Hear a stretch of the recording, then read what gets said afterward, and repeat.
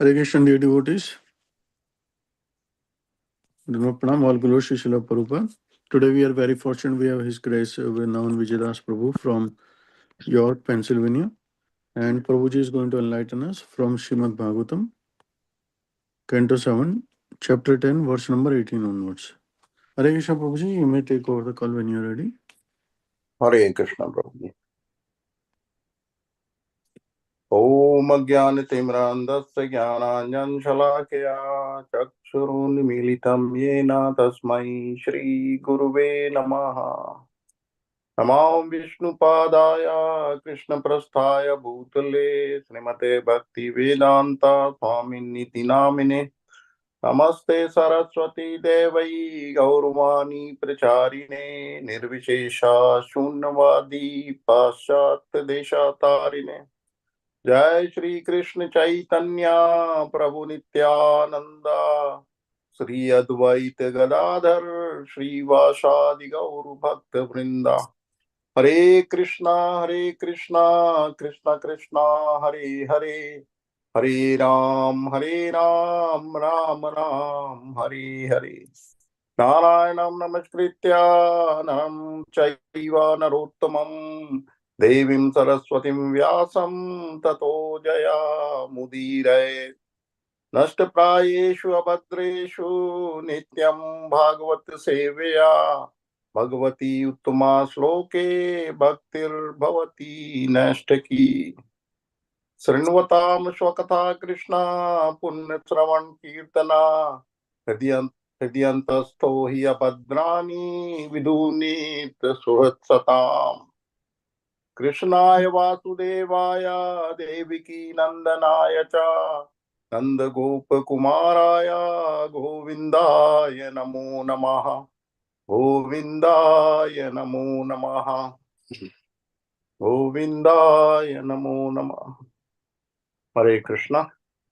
So today we are reading from Canto 7, Chapter 10 and verse 18. We'll do verse 18 onwards.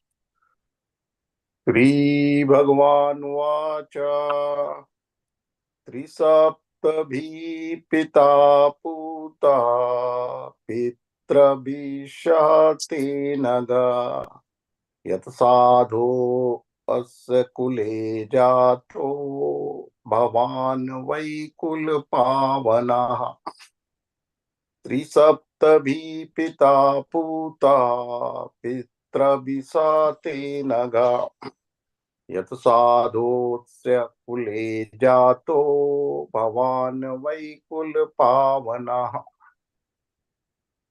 Trisaptabhi Pita Puta Pitrabhisate Naga Yat Sadhosya Kule Jato Bhavan Vaikul Pavana.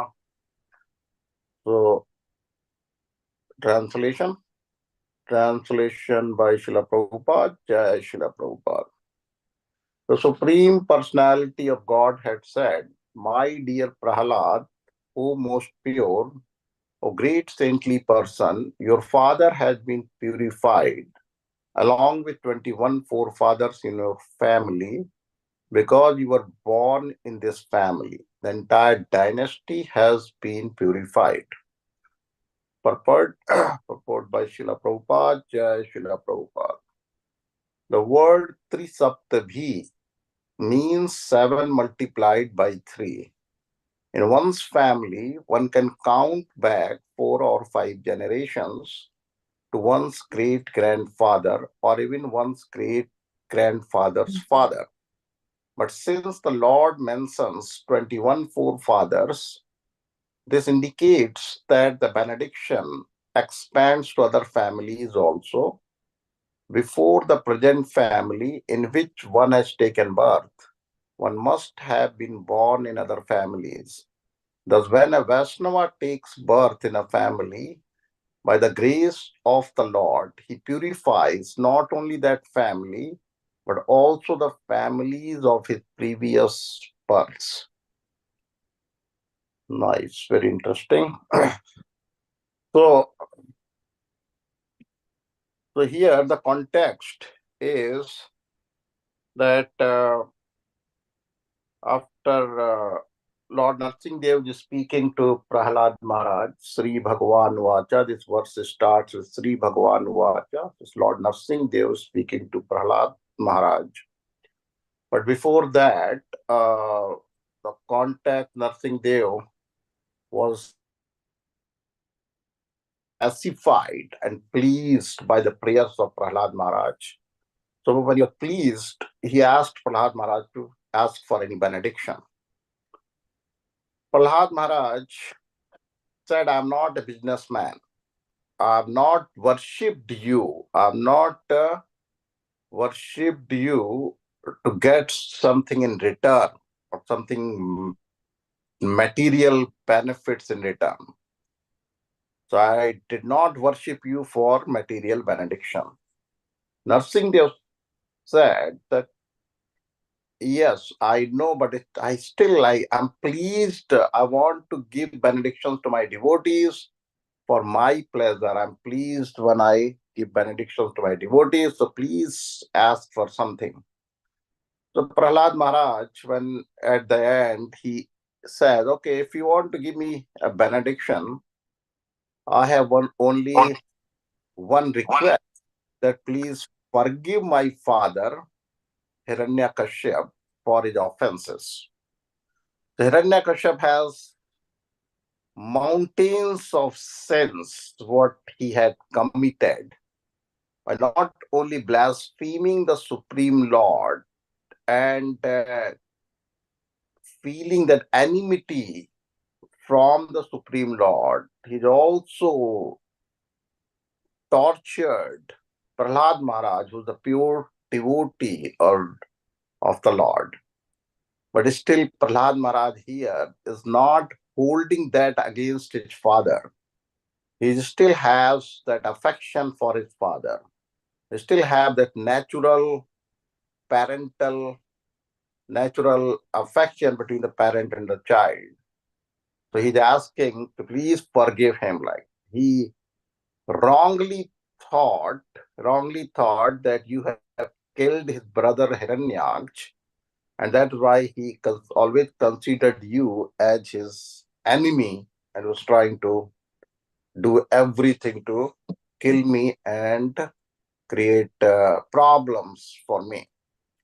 So hearing the request of Prahlad Maharaj, Lord Narsimdev speaking in this verse, he's saying, yes, that has already been done. This so Trisaptabhi Pita Puta. He said, the Lord is saying, you are asking for forgiveness or for your father or deliverance of your father. But that has already been done. That goes without saying, because Trisaptabhi Pita Puta. Trisaptabhi, the Prabhupada is, have you read in the purport? I think 3 means 3 times, Saptabhi is 7, 3 times 7 is 21. Pita Puta. Puta is purified.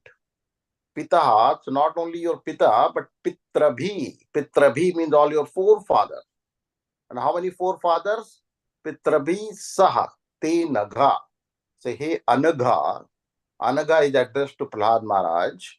Say, hey, Anagha, is not only your father, but your 21 forefathers. Three Saptabhi, 21 of your forefathers, they have been purified. Putaha, they have been purified. Why? Yat sadho se kule jato. Bhavan Vaikul Pavanam. So Bhavan is for Prahlad Maharaj. He says Bhavan, but you have Kule Jato. तुम्हारे जैसा साधु, yat sadhu has taken birth in this family, in this kula. So the whole dynasty is purified. It's not only your father, but the whole dynasty, up to the 21 forefathers, 21 generations, 21 piniya, they're all purified. See, you don't have to ask for it. It's automatic. Whenever a Shuddha Bhakta or a pure devotee takes a birth in any family, the 21 generations, they are purified. 21 of the forefathers, Pitrabhi. So, but Prahlad Maharaj, the you see one of the quality of Prahlad Maharaj. Prahlad Maharaj has so many wonderful qualities that can be even a separate lecture on the qualities of Prahlad Maharaj. But here we see its quality of compassion and forgiveness. So that's the nature of the Vaishnavas. The nature of the Vaishnava is to be compassionate, and he doesn't hold anything, any grudges against anyone. So it's forgiveness. He did not hold against his father. He forgave him and wanted the Lord also to forgive him, his father. So, and in this verse, we are getting that information. How does that system work? It's just by Prahlad Maharaj taking birth in that family. Even before anything happened, I mean, just by Prahlad taking birth in the family, the entire dynasty has been purified up to the 21 forefathers in the family. So, best service. We are all, it's natural to have that affection and concern for our family members. That is there even in animals, even in any living entity, all the living entities. That is how they all have the affection and compassion and the concern for their family members. So someone other day forwarded a WhatsApp mass thing to me, and so that there were some uh, puppies. They were left in front of the animal hospital. So this hospital staff, they took them in to just to keep them in a safer place. Outside it was a little cold, so they took them inside. But they, after the mother of those puppies, the she dogs, she used to come to the door every day, like, or you say, most of the time she was around there, and she will come, and so they let that mother come in. And as soon as the mother came in, she started cuddling the puppies, and puppies started cuddling her.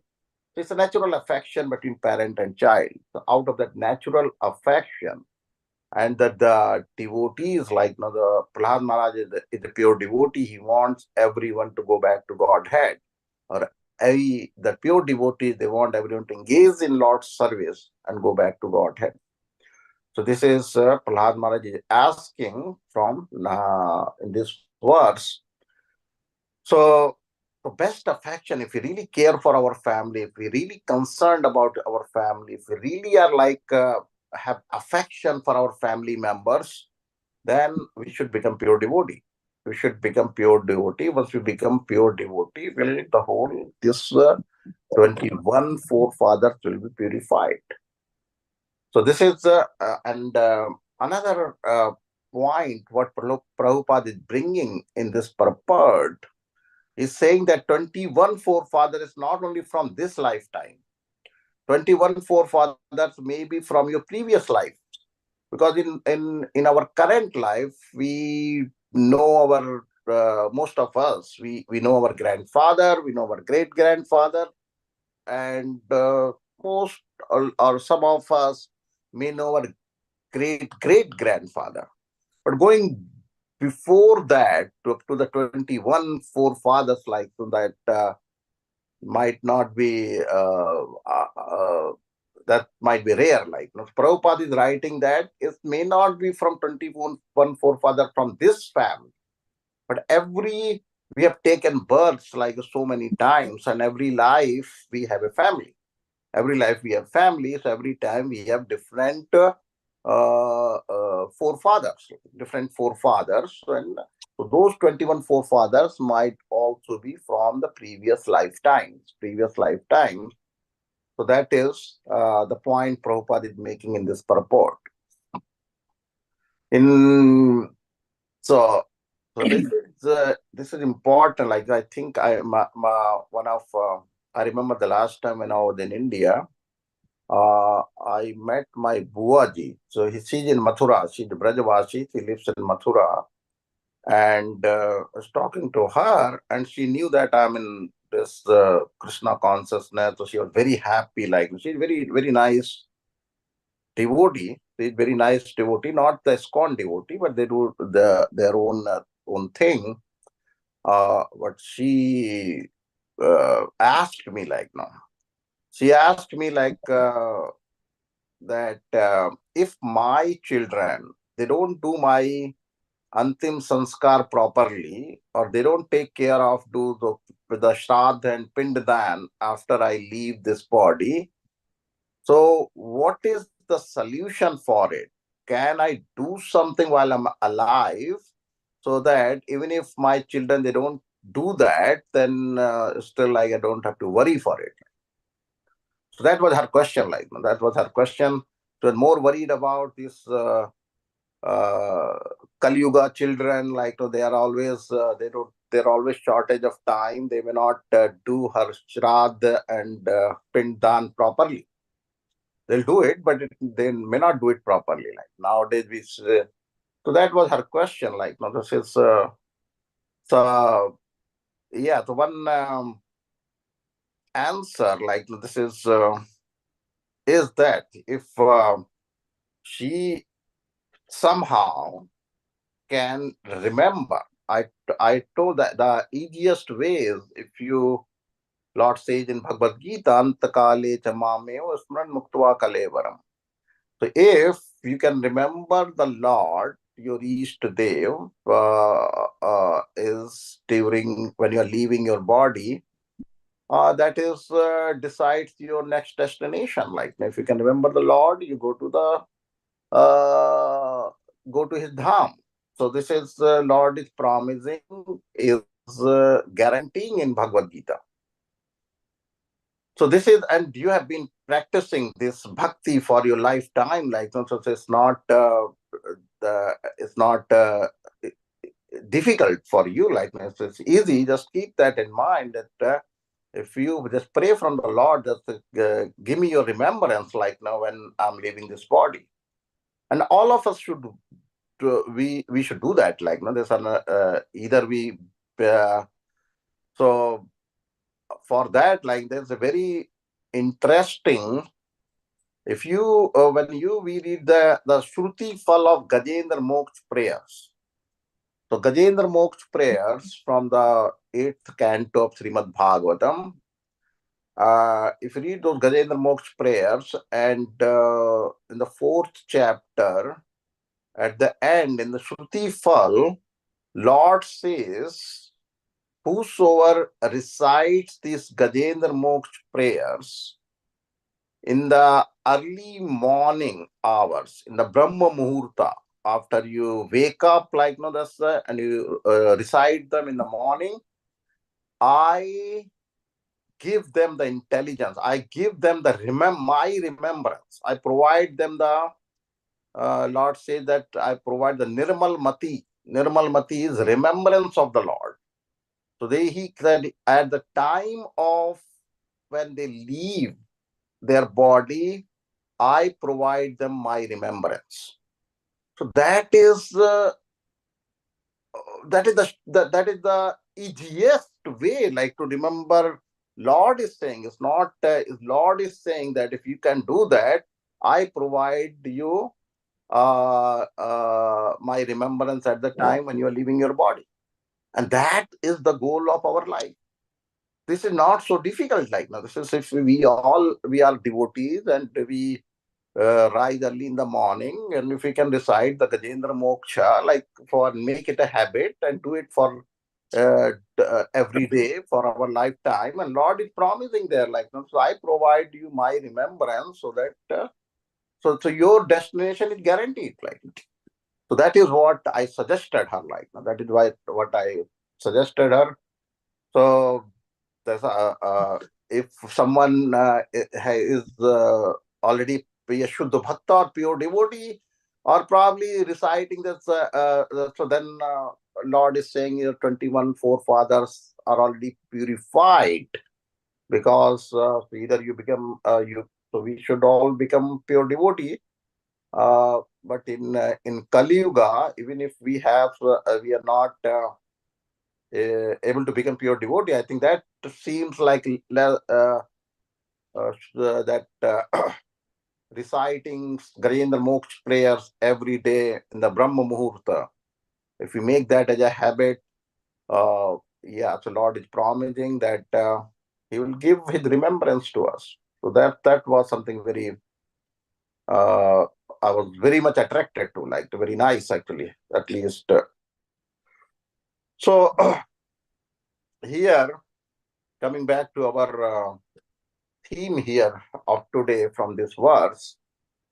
So this verse is saying that Trisaptabhi, 21 generations, 21 forefathers from this life or from our previous lives. But there is if you say in Srimad Bhagvatam, 10th canto, there is a story of King Nriga.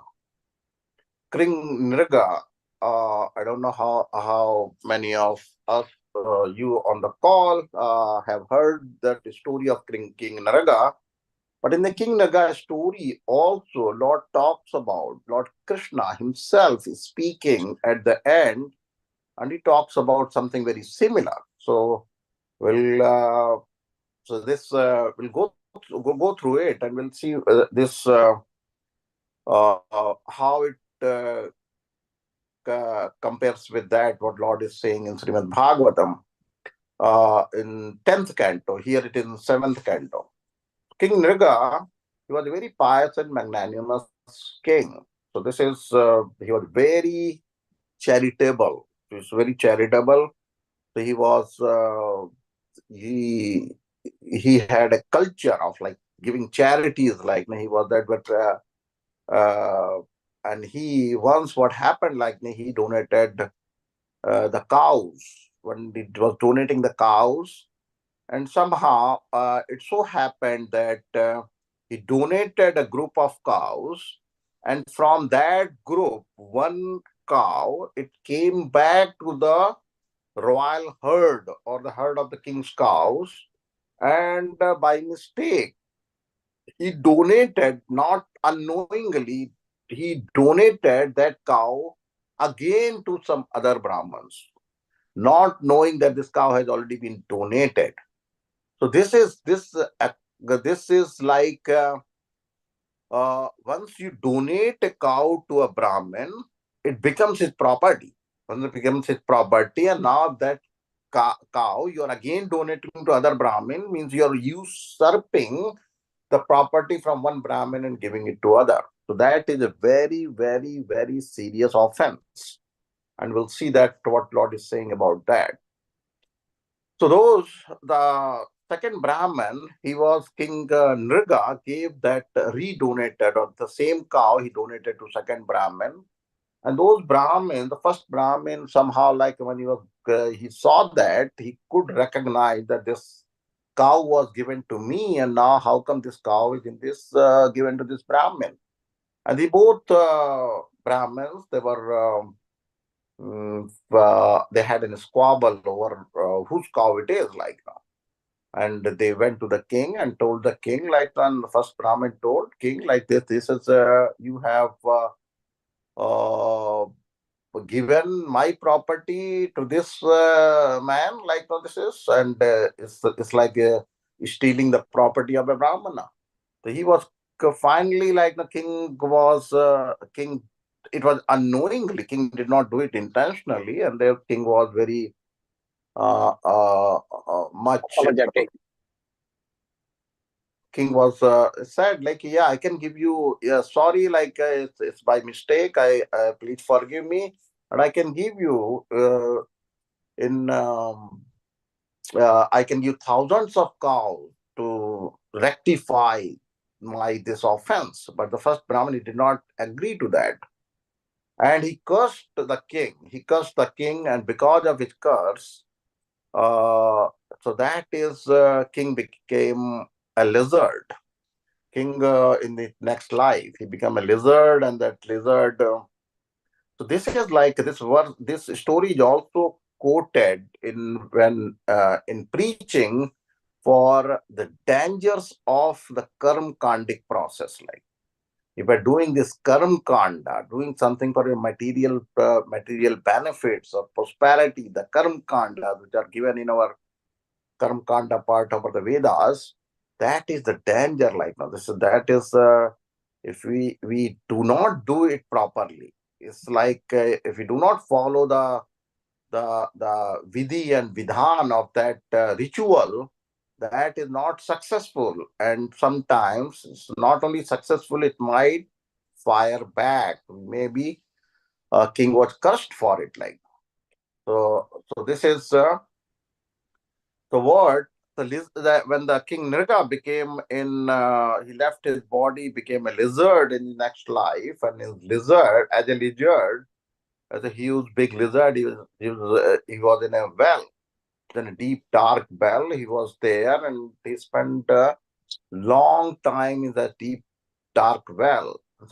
How the finally some Brajvasis, children, coward boys are playing, and they saw that in a dry well, that lizard, and they told Krishna, and Lord came and he took out that lizard from the well. So that is how the story goes.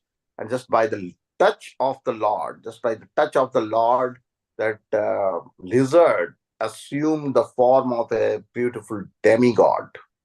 So this is, and then Krishna starts. So this is the context, and then the Krishna starts speaking. Like Krishna, if you it's from Krishna starts speaking. So I'm reading this from the Krishna book of Krishna book, not which is the 10th canto, 64th chapter, where this story comes. So Krishna, the Lord is saying, even though a Kshatriya king may be as powerful as fire. Listen carefully. This is very important, actually. So at least I thought that uh, this is very, very, very nice, which we need to know and understand that even though a Kshatriya king may be as powerful as fire, it is not possible for him to usurp the property of a Brahmana and utilize it for his own purpose. So this is a very grave offense to usurp the property of a Brahmana, which King Nirga did. And he's further saying, if this is so, how can ordinary kings who falsely think themselves the most powerful beings within the material world usurp a Brahmana's property? The Lord is saying, how can the ordinary kings can usurp the Brahmana's property? What King Nirga did, apparently, unknowingly, but he did. I do not think, Lord is saying further, he's saying, I do not think that taking poison is as dangerous as taking a Brahmana's property. Remember, this is how, you see, the words used here are so strong. Lord himself is speaking. So I do not think that taking poison is as dangerous as taking a Brahmana's property. For ordinary poison, there is a treatment. One can be relieved from its effects. But if one drinks the poison of taking a Brahmana's property, there is no remedy for the mistake. Just compared with the taking a poison. So when taking a poison, there's a remedy for it, there's a cure for it, there's a medicine for it. But if someone is taking the Brahmana's poison or Brahmana's property, then there's no cure for it. There's no remedy for that mistake. So this is that grave offense. The perfect example is King Nirga. He is very powerful and very pious, but due to the small mistake of unknowingly usurping a Brahmana's cow, he was condemned to the abominable life of a lizard.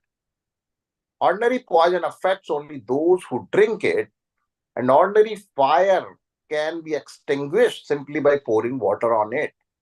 But the Arani fire is the fire which in the Vedic times, in the previous times, that Brahmanas used to ignite the fire using the mantras, not using the matchboxes or lighters, just by mantras, and that fire is called Arani fire. The Lord is saying here, but the Arani fire ignited by the spiritual potency of a Brahmana who is dissatisfied can burn to ashes the whole family of a person who provokes such a Brahmana.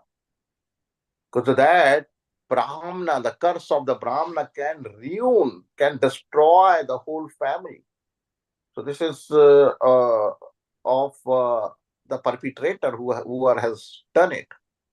If someone even touches a Brahman's property, it's not only even usurping the property or taking the property, if someone even touches the Brahmana's property, his family is ruined for 3 generations. His family is ruined for 3 generations just by touching the property of a Brahmana.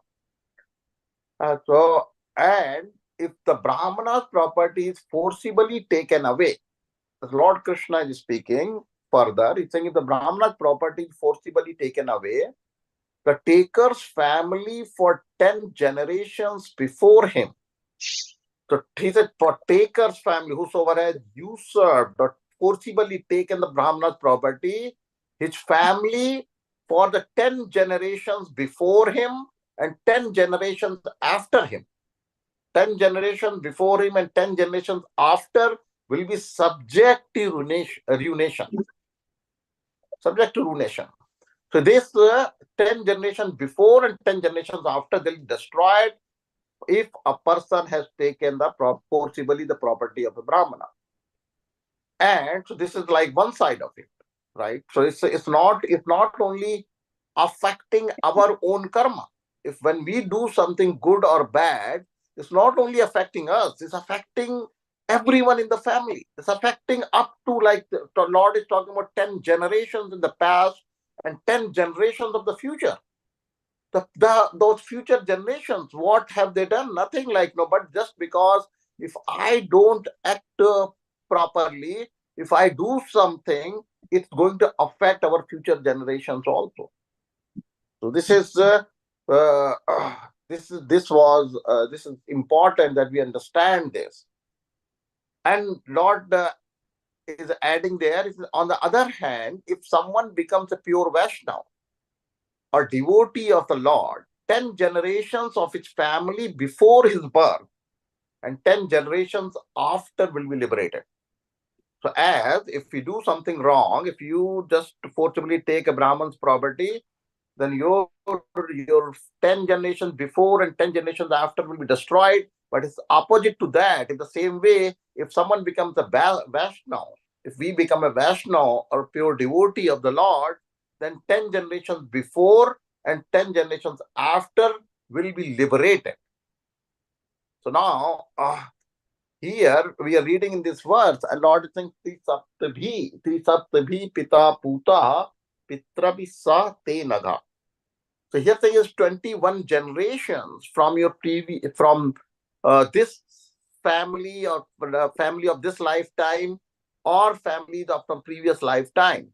But here Lord is saying that is 10 generations before and 10 generations after. So there is some two different statements. But the message here is the same. Message here is, if we become pure devotee, then we can not only help ourselves, not only help our current family members, we can help and we can liberate, we can purify the whole generations before, and not only that, here Lord is saying 10 generations after, like now.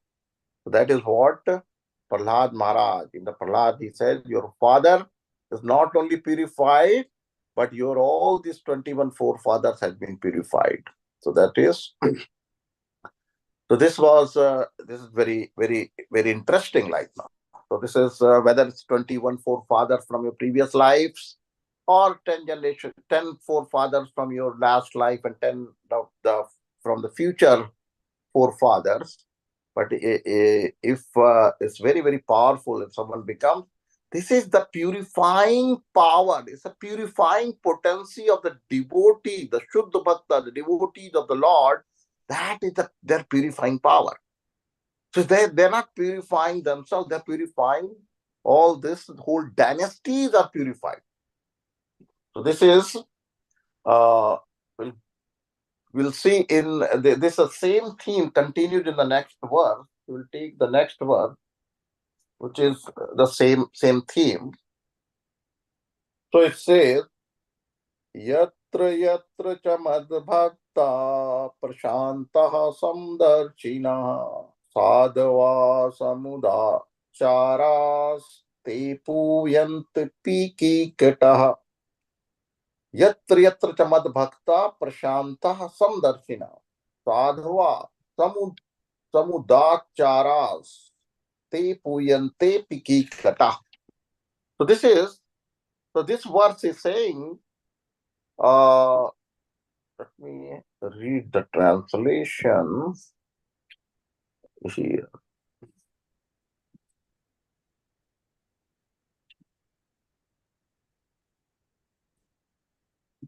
Okay, so you're saying whenever and wherever there are peaceful, equipwise devotees who are well behaved and decorated with all good qualities, that place and the dynasties there, even if condemned, are purified. So it's not only, say, even that place and the dynasty is not only the people, it's not only the people, but even the place is purified. That is the powerful. Imagine how powerful is the potency of being a pure devotee. The devotee, the devotion unto the Lord, the unalloyed devotion to the Lord. See the power of that, the potency of that is that it's not only purifying your forefathers or your family members or not yourself, they also purify that area where the devotee lives in. So this is that whole area is purified. Like so, this is the purifying the place itself. Like now, so this is again like now, this is the word used here is puyante. Puyante ki kata. Ki kata is the whole country or the residents of that country. So it's not only the Kikata, the Prabhupada translated that as the whole country or the residents of that country. The whole area is purified like. So that is the power of this unalloyed devotion unto the Lord. The word used is puyante. Puyante is are purified. So it's even the place becomes purified. So whenever the devotees they go for the Harinam Kirtan, Harinam Sankirtan, or the book distribution. So it's not only the devotees, people they're meeting and talking or giving the books, or it's a sound vibration in Harinam Sankirtan where whosoever is listening or hearing to those sound vibrations, they are purified. Even the place itself is purified. Like Prabhupada, once he was in Bhakti Vedanta Manor in London, and he was on a morning walk, and he was just saw the row houses. He saw the row houses, and he was walking with a group of devotees. And Prabhupada said, all this is they are purified. He said the whole area, all these row houses, they're all purified. Like. So then devotee asked him, what do you mean? He says, like, how are they purified? They are purified because of you. Because of you, like if they have is the power of the devotees. Like when you come here, you do the kirtan, so and when you walk from here, they look at it, they see you. Just by seeing, they are purified. Just by seeing, by touch, by listening to the sound vibrations, that they are purified. Like. So this is the power. The masses. It's not only the point I'm trying to make here. It's not only the individual thing. It's not that if I became a pure devotee, it helps only me. it helps. It's a group karma. It's like it's not only if it helps me, but it also helps the people around me, and not only around me, to our forefather. And the place where one resides, the pure devotee resides, and that area itself is and it's not only the good karma, even the good and bad, they both act the same way. As Krishna is talking in the Maharaja Nriga story, what I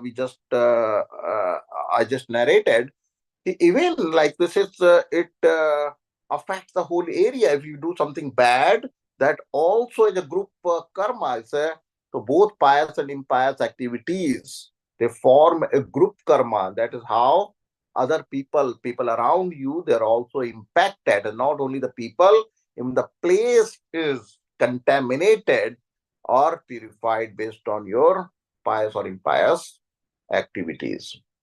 So and we see that one example what I can remember is comes from this Haridas Thakur's story. So we all know that Haridas Thakur's story. This landlord, the Ramchandra Khan, he was a landlord, and the name of that place was his village or town where he lived was Benapola. So Benapola town he lived, and he uh, Haridas Thakur lived outside in the forest, not in the limits of it's like outside the town in the forest. He had a small cottage and he used to live there, and he used to chant there. He's a namacharya. He used to engage in chanting. But these landlords that time, they were jamindars, as we call it in Hindi. Uh, but these landlords, they were very powerful. They used to have lot of lands and a lot of land, and they used to like uh, rent their land to this the farmers, the other residents. Like, they used to rent them the land, and they were very powerful. They became very powerful because they have the money is power, land is power. So they all have money and land. So they were renting that to other people, like, for using their land. So landlord, in those days, landlord was very, very powerful. They were making decisions about the welfare of the people, the kind of controlling the people. Like, they were kind of miniature kings. They were not the king, but they're kind of small king, the king of their area, the miniature kings, like you can say. So, and although, like we all know that they're just claiming the Krishna's property. So all the land belongs to Krishna, and they claim that Krishna's property, and they became the king. Haridas Thakur was in. He used to go out for begging alms, like, he go out and begging alms, and whatever he used to get, he will offer it to the Lord, accept it, and then continue in a chanting, like, so he was. That is how the people came to know about him, like, that there's a nice sadhu. He lives there, and he comes, and the people used to give him the alms or food to eat, like, and they used to. So that's how the people in the area, they came to know that, and slowly, gradually, the he became very famous. People used to come to him, and that is how Ramchandra Khan, it upsetted Ramchandra Khan. The Ramchandra Khan was the landlord. He wanted all the people to respect him and just to be controlled by him, listen to him. That is the that is the very typical nature of non-devotee, that he wants everyone to listen to him. He wants to enjoy the power and control. Like, uh, so he became irritated. He became upset. He became like, he conspired. He wanted to like bring down Haridas Thakur. He conspired against Haridas Thakur, and he sent. We know the story that how he sent the prostitute. When he sent the prostitute there, like, the prostitute. Was there for 3 days, and I'm not going the uh, details of the story, but that prostitute, he went there. She was there for 3 days, 3 nights, like, and After the third day, she became purified. So see the power of purification, power of the pure devotee chanting, the sound vibrations of the chanting, and that too from a pure devotee, Namacharya like Haridas Thakur, that in 3 days, that prostitute who was like engaged in such an abominable profession, and then she got purified. She got completely purified. She fell at the feet of Haridas Thakur and she begged pardon, and she then disclosed everything, like how the Ramchandra Khan has planned and sent her here. And Haridas Thakur said, I knew that. Before you came, I knew that why you are here. Like, and I knew that, and I also knew that you have some devotional, although you are engaged in such abominable profession, but you have some devotional spark in you, like, from your past, and I wanted to bring that up. Like, I wanted to purify you, help you purify and engage you in the Lord's service, and that is why you had to wait for 3 days. So slowly, this is I wanted to bring back your faith, like, in the Lord. So this is and finally, we know that she became a very acharya, like, she became acharya. She started worshipping Tulsi Maharani and chanting. But the point I was trying to make here, after that story, that place, Benapola, this Benapola, that place is in Bangladesh currently. Currently is part of Bangladesh. That time it was. But when this event happened, or this incident happened, uh, then it was before appearance of Chaitanya Mahaprabhu. Before appearance of Chaitanya Mahaprabhu and after the Chaitanya Mahaprabhu, he instructed, he appeared, and when he instructed Nityanand Prabhu to go and preach, Nityanand Prabhu with his Sankirtan party came to this place, Benapola, where this Haridas Thakur delivered that prostitute. He came to that place and this town where the Ramchandra Khan was living. And he was somehow in the backyard of Ramchandra Khan and this devotee, Nityanand Prabhu, with his Sankirtan party. But Ramchandra Khan was still very envious, like, he did not appreciate that. He told Nityanand Prabhu that you should, this is not enough space here. Why don't you go to that Gaushala there, like, where, and you and your Sankirtan members, they can go there and they can do their thing.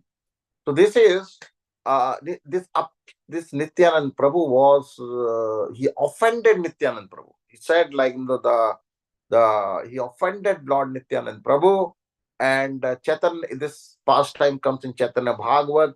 Chaitanya Bhagavat says that after the Nityanand Prabhu was offended, and after Nityanand Prabhu and his Sankirtan party left from there after some time, the whole Benapole area was attacked by the Mughals. Like, the whole area was completely destroyed, and people had suffered. A lot of people, they left the place. They went to some other different places, like that. So the whole area, for the offense of Ramchandra Khan, the whole area suffered. The people of the area shared the reactions of the offense of Ramachandra Khan. So this is the point I was, this verse, the verse 19. This verse 19 is Puyante ki kata, Puyante api ki kata. So they are, so this is, if they're pure devotee, he can purify the place. Same thing, if some miscreant is there, someone is offending the pure devotees, he can also contaminate the whole place, make it destroy, ruin the whole place, like, no. That is what it happened in this case. Ramchandra Khan's offense not only impacted or affected Ramchandra Khan himself, he was completely he was completely gone bankrupt, like, all his property was was forcibly taken by Mughals and he came on the street. He was completely ruined. So it's not only Ramchandra Khan, the whole area suffered the reactions for what he did, why his offenses to Nityanand Prabhu. So it's the concept is this is group karma. There's a group prosperity from the purification, from the group prosperity or group purification, and group contamination also based on the good or our good or bad activities. So this is important, like no, so that so this is and we see that this is mm, Jagai Madhai story and all this story. We see that how this is the whole is not only that those people, like the whole place is impacted like now. And Prahlad Maharaj was not only interested in just liberating himself, like Prahlad Maharaj was interested in liberating everyone, like now. All this everyone, because these out of the compassion of a pure devotee, he wants to liberate everyone. So this is because they know that how the people are suffering. Like Prabhupada came to the West, like was sent by Bhakti Siddhanta Saraswati Maharaj. But he how and we know that how he came here and how he purified the people who have been like hippies. So this is if you see the power of the purificatory power of the holy name and the Hari Katha and the devotees. Power of the devotees right now, pure devotees of the Lord. Power of Prabhupada was a pure devotee of the Lord, and see his power. He came to America and he started so many temples. He made so many devotees. They were hippies like no, and they became devotees like no, and they are still in the movement. They are helping others like no. They are like in a very responsible positions and helping others. So this is the power of a devotion or the pure devotee, the unalloyed devotion of a pure devotee. In in and in Bhagavatam itself, it says like this is uh, how this power of devotees to purify like now. So like there's a verse Tirthi Kurvanti Tirthani. So Bhavat Vidha Bhagavatas Tirtha Bhuta Swayam Vibho Tirthi Kurvanti Tirthani Swantah Sthen Gadabhrata. So Tirthi Kurvanti Tirthani. These devotees of the Lord, or these pure devotees of the Lord, they are because of their purity. They even purify the places of pilgrimage. They even purify the places of pilgrimage like because, and it is being said here that they carry the Lord in their heart always. They always carry the Lord in their hearts. Wherever they go, that becomes a place of pilgrimage. He say, if you go to the place of pilgrimage, you take a dip in the holy river like Ganges or Yamuna or Narmada or some, and you leave your sins there. But when these pure devotees of the Lord, when they go there, they that Ganges become purified. When they take a dip in that same water, the Ganges become again purified from all the sins of those non-devotee people who left their sins there. And right now we know that this Kumbh is going on in Prayagraj in India. Mahakumbh comes every 12 years, and this is the Mahakumbh this time in Prayagraj in Allahabad. Allahabad, the previous name of the Prayagraj. Prayagraj is a new name.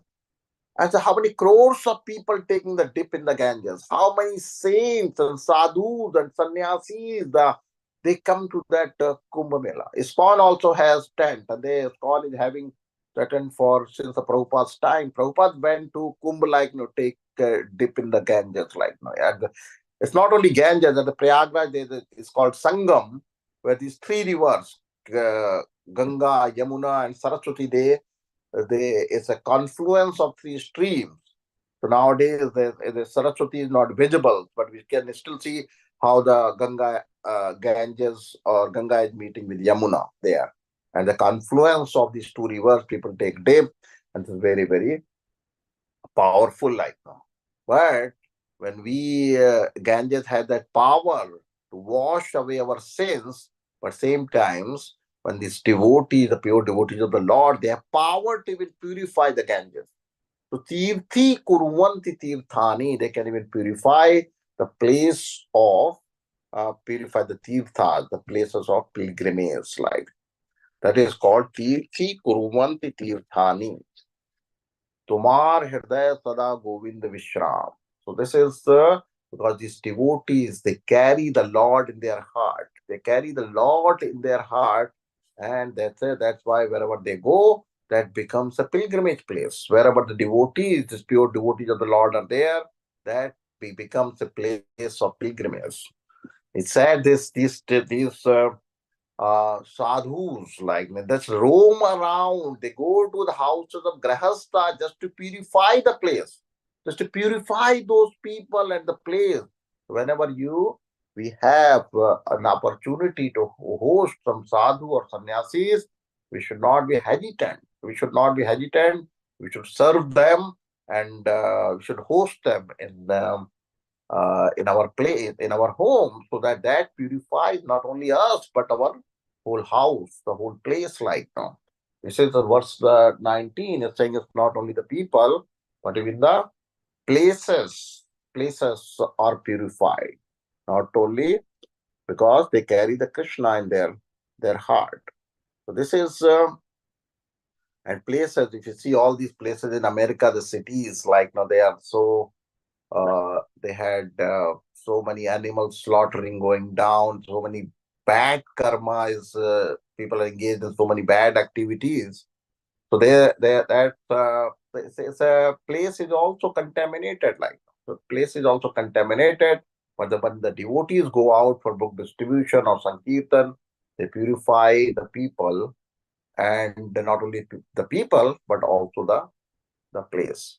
It's the mercy of Chaitanya Mahaprabhu. At mercy of Chaitanya Mahaprabhu is flowing like that. This is once when we deities were installed in the Caracas, Venezuela, and Prabhupada asked for that CD of that recording of that deity installation, and uh, he heard that and he cried.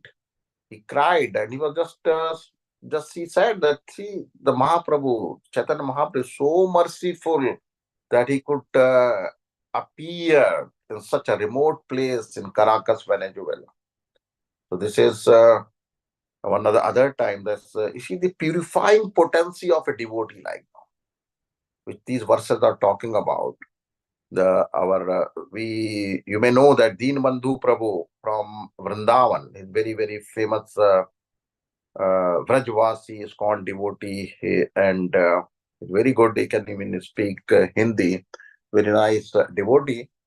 And when he met Prabhupada, he used to go to attend those initially when he was joined.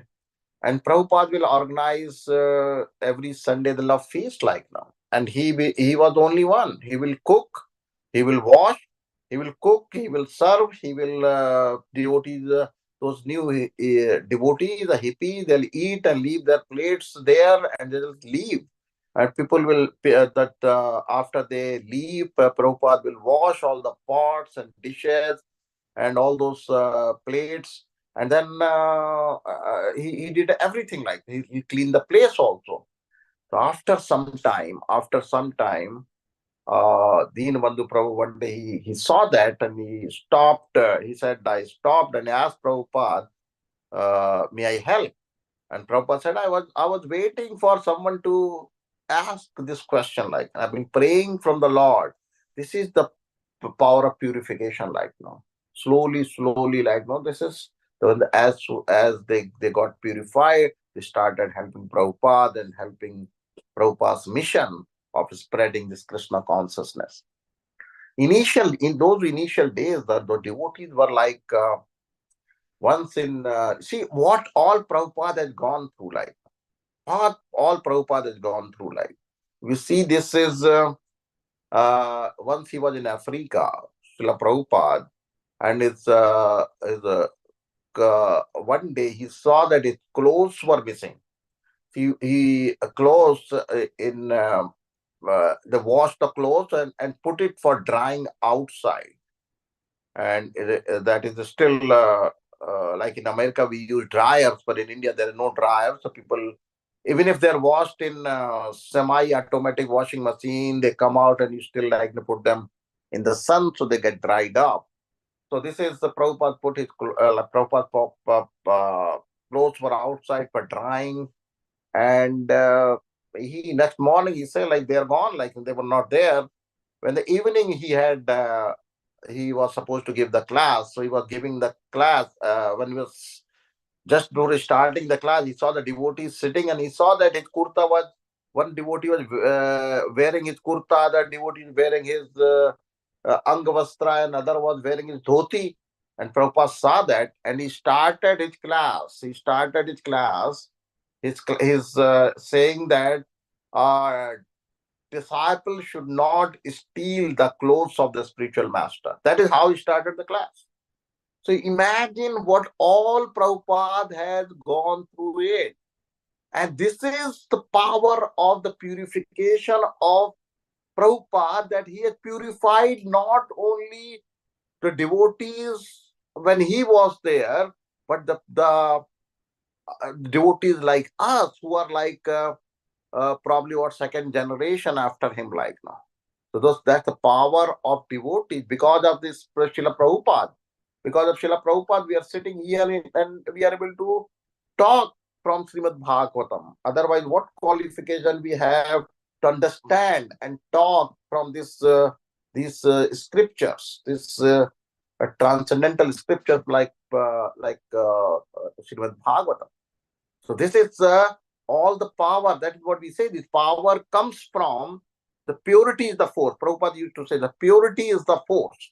So that purity is the force. That is true. But that purity is not our own qualification. It comes from the Prabhupada. You are the pure devotee. And as Lord Nrsimhadev is saying, for pure devotees, Krishna is saying in Maharaj Nagaj's stories, the 10 generations before, 10 generations after they are purified. So we also come in a spiritual family of Srila Prabhupada. Like this is so we see that power of Srila Prabhupada's purity. We are still able to study, read Srimad Bhagavatam, discuss Srimad Bhagavatam among the devotees. Like that's the power of the purificatory power of a pure devotee, and which we are experiencing and we also enjoying. It's not only the power that is, and power of his purification is not only is in his books, in his statements, in his instructions, everything like now. In his disciples, like now, this is yes. All that power of purification, and that purity is the force. When you have that purity, that is the force that can change the heart of the people. It's not your qualification, it's not your oratory skills, it's not your public speaking skill, it's not your good look, it's not your like just external show off. All that, like, is that purity is the force. We are pure from inside, from our heart. Then that is the force, and that purity comes from Srila Prabhupada, because he was a pure devotee, and we still uh, seeing that we are taking. We enjoy this Krishna consciousness, being in the process, being in the movement, helping, serving the Vaishnavas, helping. We are doing all that. That is the power which is we are being purification given by Srila Prabhupada. Hare Krishna. So I'll stop here. Thank you very much for your time. Hare Krishna. So at this time, if the devotees have any questions or comments, we can discuss. Thank you, everyone. Hare Hare Krishna Prabhuji, Tanu Pradam. Very nice class, Prabhu. The verses, both of them very important. Like not only this current, birth, he will be like going to God bank, like basically 21 generation, and like not only from this lifetime, but from the previous lifetime, and the whole area is also like get sanctified and purified because of the presence of the devotee. Yeah, but in the past time that you said about Haridas Thakur, like when Ramchandra Khan was like trying to defame the Haridas Thakur, then he got his karma, and basically then whole area was like affected because of his bad karmas. Right, bro. I think Right. that's why he said like the whole Benapole area was destroyed by Mughals later. Right. Yeah, Correct. because of his mistake. Thank Yes, you. bro. Yeah. So, and it is said that the tree that where Haridas Thakur used to chant, actually, it still exists. Um, yeah. So, Oh, uh, that you are talking about the Siddha Baku in oh, okay. Jagannath Puri. Jagannath Puri, okay. Mm. Yeah, that's a different place. Mhm. That's a different place, but then he also lived. That place is in India now, but this place Benapole is in Bangladesh now. Bangladesh, yeah. Mhm. So during different part of his time, like when he was in Jagannath Puri, that was the time when he stayed there in Siddha Okay. Baku. Hare Krishna. Hare Krishna, thank you. I will ask request devotees if they have any question or any comments. You may please ask. Prabhuji, thank you. Prabhuji, I don't know. Okay, go ahead. Go ahead, Prabhuji. No. Yeah, I was saying it was such a nice class and such a, what you were saying, it was such so two important topics coming from the lotus mouth of Sri Hari. So it is so important to reflect that the purity of the Vaishnavas are so powerful. Even the lectures, they are also.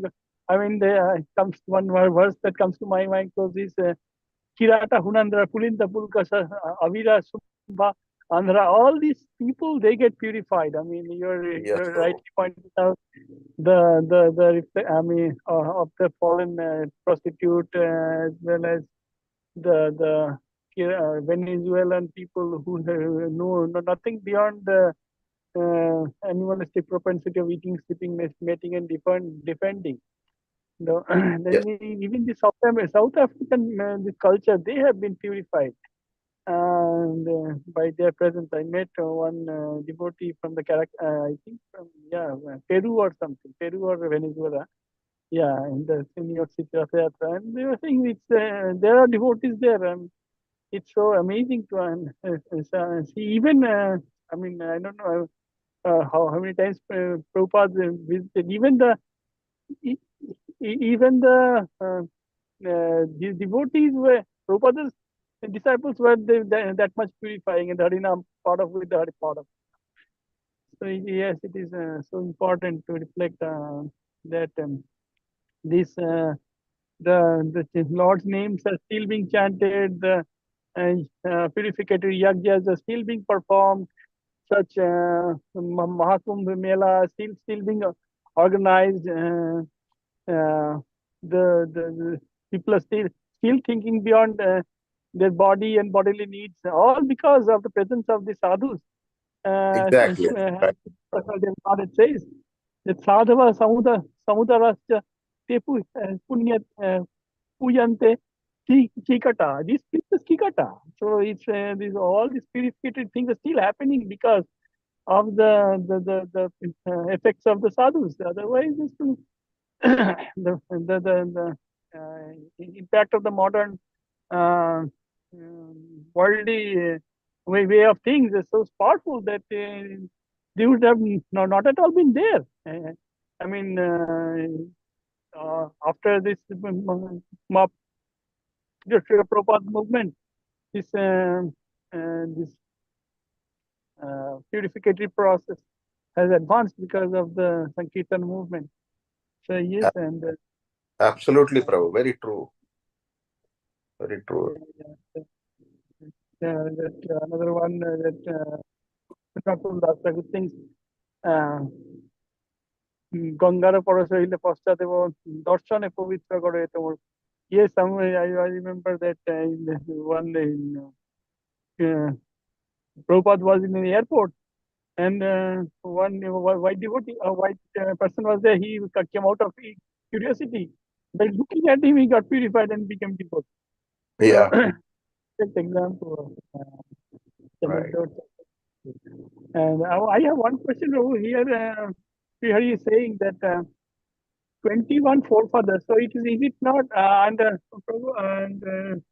Manidhar Prabhu was saying that it is from different lifetimes. So what does this 21 number constitute? Is it the current day has 21 forefathers, or 20 half of the purification will go to the coming progeny, or is it from the other births also? Prabhu, yeah, this is like not what Prabhupada is writing in the purport, that 21 forefathers are purified. That is Lord Narsinghdev said, three Saptabhi. But those 21 may be from the same, may not be from the same lifetime. They may be from the previous lifetimes also. So, but clarity is not there. Because in the same, we read the story of Maharaj Nriga. In that, Lord Krishna himself saying is 10 generations from the past, 10 generations from the current family, and 10 from the future forefathers. 10 forefathers from the before, 10 from the future. And in this verse, what we read today is not talking about the future forefathers, it's just talking about the previous forefathers. So I did not find any clarity for this little bit of, there's nothing, there's no discrepancy in the Shastras, but just because it's a discrepancy in my understanding. The two, because so that is there. So Prabhupada is saying it may be from previous families, from families from our previous lifetimes. Okay. So purification is at least the current parents, they get purified for sure. Absolutely. So that is everywhere. So the lowest common denominator would be the current parents and possibly their parents. Yeah, like this is father side at least. Right. Thank you, Prabhuji. Thank you for your comments. Anyone else? Any other questions, comments before we call it a day? Hare Krishna, Prabhuji, and Dandat Pranam. Thank you for your wonderful and enlightening class, as Hare. always. And you with the several examples and real life experiences also.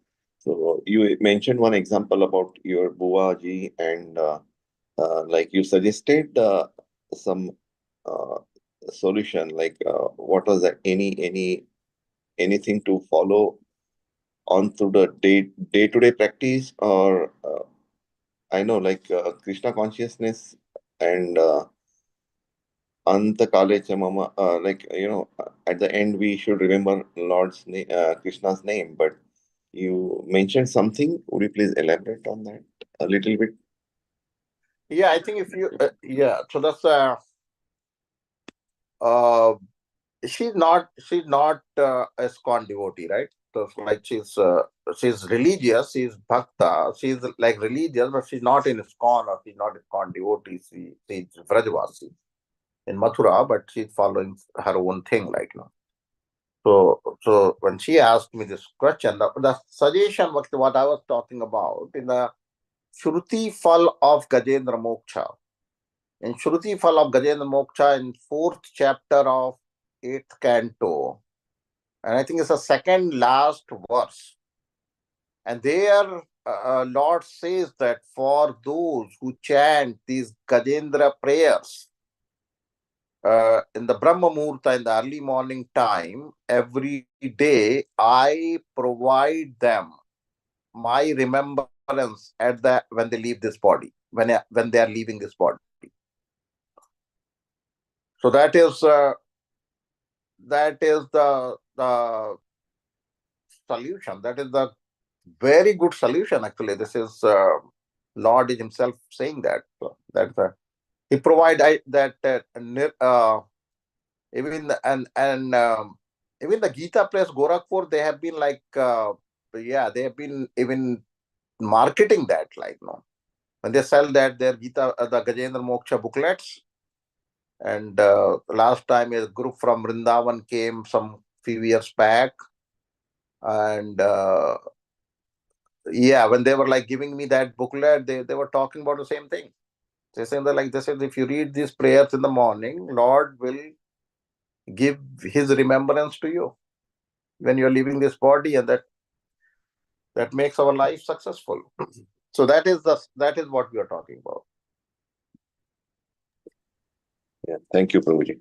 And I wish you a very happy Krishna conscious New Year. I saw you slightly yesterday, but could not, talk to you. It was a huge crowd yesterday in the temple. Yeah. Oh yeah, Prabhu. It was very crowded, and it's a small temple, and there's so many people. Like, it was. Yes. Yeah. Yes, Prabhuji. Yeah. Nice meeting to you. Hare Krishna. Hare Krishna. Thank you, everyone. And Hare thank Krishna, you. Prabhuji. Yeah. Thank you so much for this wonderful class and happy Krishna Conscious New Year. Yesterday you. I saw your wife Mataji, but I didn't meet you. So happy New Year again. It was so Happy wonderful to you, festival.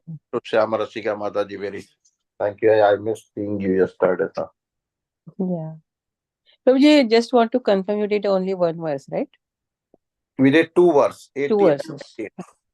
Okay. Thank you, Prabhuji. Did Thank 18 you. and 19, yeah. Hare Krishna. Hare